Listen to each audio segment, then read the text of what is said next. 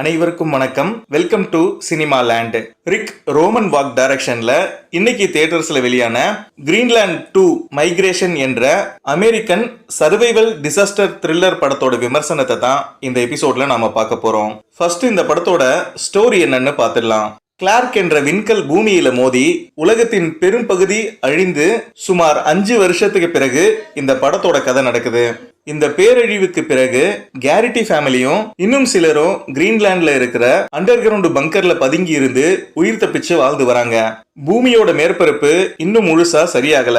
நிலநடுக்கங்கள், எரிமலை வெடிப்பு, ரேடியேஷன் தாக்கம், திடீரென உருவாகிற எலக்ட்ரோ மேக்னெட்டிக் சூறாவளி போன்றவை இன்னும் அந்த உலகத்தை ஆபத்திலே வச்சிருக்கு.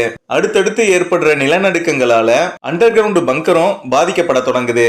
இனி அந்த பங்கர்ல இருப்பதும் ஆபத்து என புரிந்து கொண்ட கேரிட்டி ஃபேமிலியும் இன்னும் சிலரும் அங்கிருந்து வெளியேறி வேறு ஒரு பாதுகாப்பான புதிய இடத்தை தேடி பயணத்தை தொடங்க வேண்டிய சிச்சுவேஷன் ஏற்படுது. 5 வருஷத்துக்கு முன்ன விண்கல் விழுந்த இடத்துக்கு பக்கத்துல இருக்கிற ஒரு பகுதி மற்ற இடங்களை விட சீராகி மனிதர்கள் மீண்டும் வாழக்கூடிய நிலைமைக்கு வந்துருச்சு என்ற வதந்தியை நம்பி அந்த இடத்தை நோக்கி இவங்களோட பயணம் தொடங்குது. யூரோப் முழுவதும் போகிற இந்த பயணத்துல அழிந்து போன நகரங்கள், பாதுகாப்பு இல்லாத சூழல், உணவுக்கும் குடிநீருக்கும் ஏற்படுகிற தட்டுப்பாடு என எல்லாத்தையும் கடந்து போகும்போது இந்த பேரழிவில் இருந்து தப்பிச்ச சில மனிதர்களையும் சந்திக்கிறாங்க. அதுல சிலர் இவங்களுக்கு உதவியாகவும் சிலர் ஆபத்தாகவும் மாறுகிறாங்க. இது எல்லாவற்றையும் கடந்து குறிப்பிட்ட இடத்துக்கு அவங்களால போக முடிஞ்சுதா? அந்த இடம் மனிதர்கள் வாழ தகுதியான இடமா என்ற கேள்விக்கான பதில் தான் இந்த படத்துடைய மீதி கதை. இனி இந்த படத்துல இருக்கிற இன்ட்ரெஸ்டிங்கான விஷயங்கள் எல்லாம் என்னென்ன என்பதை பார்த்துடலாம்.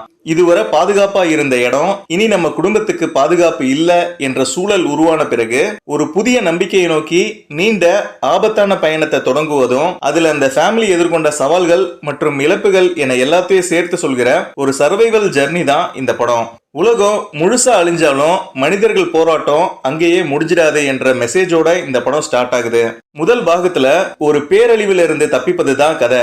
ஆனா இந்த பாகத்துல ஒரு படி மேல போய் தப்பிச்ச பிறகு எப்படி வாழ்றோம் என்ற கேள்வியோட ஒரு குடும்பத்தை மையமா வச்சு டிராவல் ஆகிற வகையில இந்த படத்துடைய ஸ்கிரீன் பிளே எழுதப்பட்டிருக்கு.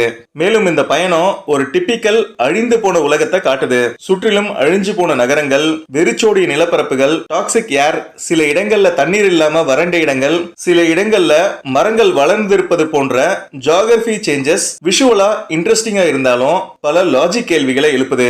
அழிஞ்சு போன உலகத்துல எப்படி இத்தனை மனிதர்கள் தப்பிச்சாங்க? போர் நடக்கிற பகுதிகள், துப்பாக்கிகள், ஆர்கனைஸ்டு மிலிட்டரி நடவடிக்கைகள் என இது எல்லாம் எப்படி நடக்குது என்பதை எக்ஸ்பிளைன் பண்ணவே இல்லை. ஒரு கட்டத்துக்கு மேல கதையை கொண்டு போறதுக்கு சில முக்கியமான திருப்பங்களும் செயற்கையா எழுதப்பட்ட மாதிரி இருந்துச்சு. இப்படி திரைக்கதையில பல குறைகள் இருந்தாலும் படத்தின் சினிமோட்டோகிராஃபி இந்த படத்தை விஷுவலி எங்கேஜிங்கா வச்சிருக்க உதவி இருக்கு. உலகம் அழிஞ்ச பிறகு மனிதர்கள் பயணிக்கும் அந்த கடினமான சூழ்நிலையை ரொம்ப நல்லா வெளிப்படுத்தி இருக்காங்க. அடுத்ததா இந்த படத்துல நடிச்சவங்களோட பெர்ஃபார்மன்ஸ் என பார்க்கும்போது ஜெரார்ட் பட்லர் வழக்கம் போல ஒரு டயர்டு மற்றும் ரக்கட் சர்வைவரா நடிச்சிருக்காரு. பெரிய ஹீரோயிசம் டைலாக்ஸ் எல்லாம் இல்லாம ஒரு குடும்பத்தை காப்பாற்ற முயற்சிக்கும் சாதாரண மனிதன் மாதிரி இவருடைய நடிப்பு நல்லா இருந்துச்சு. இவருக்கு அடுத்தபடியா நேத்தன் ரோல்ல நடிச்சிருக்கோம் ரோமன் கிரிஃபனோட ஆக்டிங் இந்த கதைக்கு ஃப்ரெஷ்ஷா ஒரு எனர்ஜி சேர்த்திருக்காரு.